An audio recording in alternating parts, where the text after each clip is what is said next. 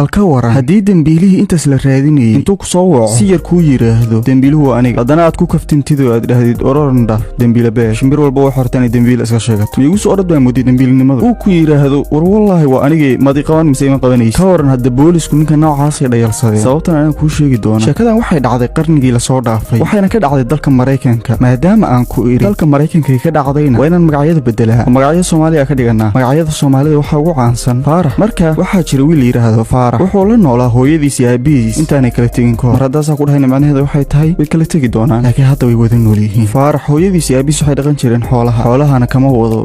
ari iyo lo iyo waxaas dhaqan jireen digaag ay dhaqan jireen digaag cadaankan waxa ugu dhaw ay dhaqdaan waa digaagan umaysi dhaqan jireen jacayl ay u qabaan sidoo Faarax u malin jiray ee waxay u dhaqan jireen ganacsi ahaan markay rabaan inay cunaan kumahooda ay gataan ay isaga noolaadaan isha kaliya ku nool yihiin bay ahay laakiin Faarax saw waxa ma ogeyn ilmo yar wuxuu ahaa 6 jir Faarax sidoo u jeclaa digaagaas Ilaahay baa ogaa ilaa maalintii hortiisa midii uu jeclaa oo uu sheegtay isagu eeg caruurta yaryarka ah markii wax meesha la soo keeno aan shaqadoodaba ahayn mid bay isaga dhigantan anaa leebay dhahan qofkii baadiye joogi jira uu garan karaa meesha iska boodayso oo arkaya markaas uu dhigtinta ku soo dhago tan anaa leey iska soo jaraya saaloo camiriyo adaa leebay leey maalintii hortiisa lagu gowracana bala ka raacay sidaas oo kale Faarax digaaga tii uu ugu jeclaa inta hortiisa lagu soo jeeday la gowracay uu qaracmayba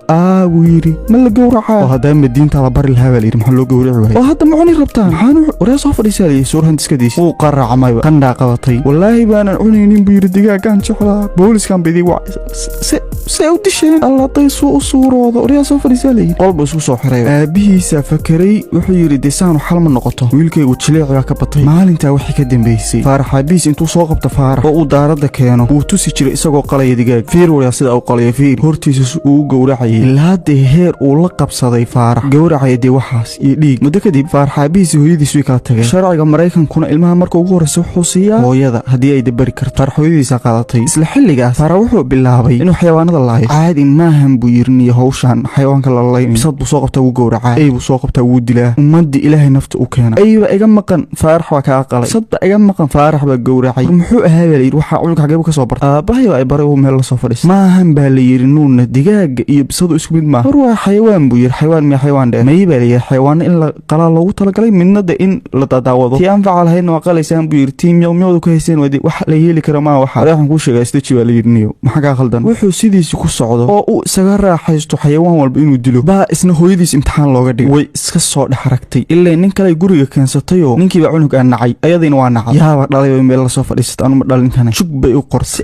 arxan daran bay wala dhaqan in yaroo naxariisu ka waayay ilaa heer hooyadiis nacay waxaan aniga imay dhalin buu yiri iyadina wax tiraaxaan uma dhalin walba is dhasho isin karay wuxuu sidiisa ku socdo wuxuu yiri maalintii dambe hooyay adna ii dhibsatay anna ku dhibsaday ma taga si tarorod ilaaf uu soo dhaqaaqay aabihiis u yimid aabihiisna naakal guursaday ilaa isna laad budabada u soo galiyay haduu ayaan yar la joogay sababtoo ah odaygan islaamtu qabadee marabta wiilkan yarka aslan ba qof la rabi kara ma wax xukumay u ahaa marka isagu waa 12 jir ayadiisa loo geeyay ayadiis naxariis iyo jacayl iyo kalgacal buu ka sugay tabtii kale oo la dhaqantay farqomay baa tahay way tirniyo waa ku karahsad aslan ba qof caadi ma tiid oo de waa runo wuu dhib islaantu marka waxay degan tahay meel yar baadiye oo magaalada ka soo durksan qorigan lagu soo ugaarsado soo taqaanaan oo labada xabadood la galiyo inta kalena jawaab kale laga buuxsado bay u dhibto orada waxay tirbakeelayaasha soo laabay xayawaanada liin jiray keen buu yiri dhowr maalmood baad u duur kala galay habeenkiina ay qaylo nafta kaga qaaday ayna tir hoos aad fiiriya guriga qaybta u hooseysa oo fardaha iyo lagu xareeyo cawska iyo idaha iyo digada ay buuxday saalada baad seexanaysaa way tir ayadiis kaliya maaha awoogiisna wala jooga amar awoogiisna fiican buu ahaa si xun ula muusa dhaqmi jirin laakiin islaantu Ilaahay ku cadibay maalintii dambe uu qorigii soo qaatay uu gurigii soo gala meeday uu yiri duqdi ayidii ahayd tirmaan dhow shibbuuyi waxa bana madaxa ka qaado markuu labadii xaba feeraha u galiyay buu odayga awoogiis ah soo galay war maxaa dhacay suu odayga awoogiis ahaana laba kale feeraha u galiyay bal muxuu ku sameeyay kala adu sheeg kadibna hooyadiis huuca hooyay waxbaan dareemayaa buu waxa dareemaysaa way tir macna waxa eegalan waxa dareemaysaa joog buu yiri hooyay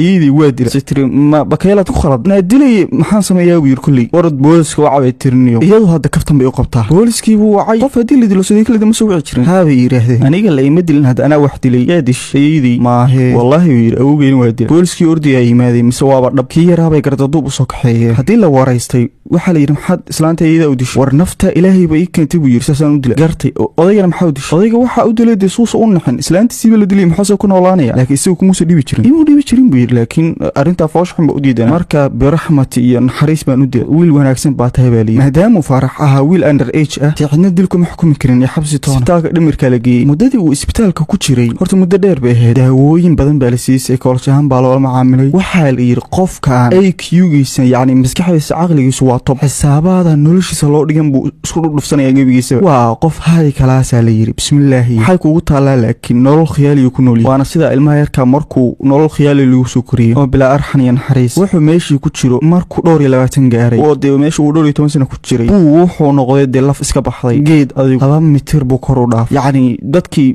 lafta booday aad buu dheeraa markaas la yiri okay waraysiyo badan baa laga qaaday waxa la yiri now you are okay macna dadka waa la dhaqmi kartaa ma ifasaxaysan bir dadka yaa la dhaqmay orad baa la yiri laakiin hooyada waa ku laabanaysaa hooyadii macquul ma ahay ma iga deysaan buu yiri war hadda nin weyn baa noqotay orad hooyada waa yahay buu yiri hooyadiisu isaga tagay hooyadiisu oo islaam weyn noqotay da ahaan un bay weynaatay ma ahan sidii ula dhaqmi jirtay kamay weynaan tabtii ula dhaqmi jirtay heer uu wareeray dee maskaxdiisa dib u noqon gaartay alaabta ciyaalnimadii u noqon gaartay intaasoo sano wixii psychological loo soo dhisay islaanta hooyadiisa ku ciyaari gaartay way ku ciyaari doontaa faarax wuxuu go'aansaday inuu boolis noqdo maadaama shaqadaas leedahay dee sharci iyo nidaam iyo kala dambeyn oo laga yaabo hadduu meel sare ka gaaro in la qadariyo la ixtiraamo dee bartaas uu kalsooni ka yeelo laakiin dee tuumaad baa tahay baa la yiri 2 mitir kor baad u dhaaftay see macna ma ordi kartid masaasaa wiil ha okay adaa idala saxayso aragtaan maxaa ka hadlaysaa wali adigaan waxba war kuugu daalin faarax booliska uu ka agdhawaaday uu jeclaa yacni afaaraha booliska iyo asxaabtiis ugu badan boolis bay noqdeen inta ay kula joogi jiray kiisaska ay xalinayaan buu wax ka ogaa marmarka qaar waxa loo keeni jiray asoo la jooga kiisas gabdho niman la baxsaday gabdho gurigooda ka baxsaday gabdho inta lagu qeylqeyliyay iska cararay oo inta loo yimaado hadhow maalmo inta la raadiyo hadhow gabadhii la soo helo iyadoo dee boyfriendkeeda iskala joogta balaayo dhan iyo in boolisku marka gabadh loo keeno kiiskeeda aanay horey u shaqo gelin oo ay dhahaan waa tu yaroo dudayay bal aan u yarkaadin intay soo laabanayso waxyaaba noocaas adiga wuxuu booliskiisa isaga dhex jiro hooyadiisna iskala noolaado haba isaga qeylqeylsee maalintii dambe ayuu khaati bilaa hooyadiis ka soo istaagay hooya ma ahan buu yidhi sidaana ayla dhaqmaysay si maaha say tiri maxaad ka bedeli kartaa marka waxba edeen naga xisho waa ku sidee ka xishoon mayna tiri bil akhlaaqi nooga bax guriga wuu soo baxa gurigiisa buu soo qaatay isagoo